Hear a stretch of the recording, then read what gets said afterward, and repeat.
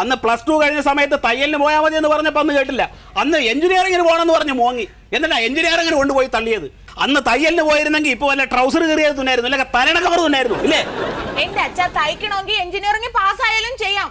Engineering പാസ്സായ എത്രയോ പേര് ഇപ്പൊ തയ്യൽ ജോലി ചെയ്യുന്നുണ്ട്. അതുപോലെ ഞാൻ ചെയ്തോളാം. അച്ഛൻ എനിക്കൊരു മെഷീൻ മേടിച്ചാ. ട്രൗസർ തുന്ന എന്താണ് എഞ്ചിനീയറിംഗിന് പോണത്? എന്തിനാ പോണത്?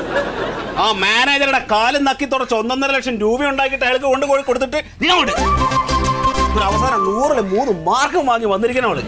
എന്റെ അച്ഛ എന്റെ കൂടെ പഠിച്ചവർക്ക് 1-1.5 മാർക്ക്, എനിക്ക് 3 മാർക്കില്ലേ? അപ്പൊ ഞാനല്ലേ ഫസ്റ്റ്. എനിക്ക് ചൊറിഞ്ഞു വരുന്നുണ്ട്.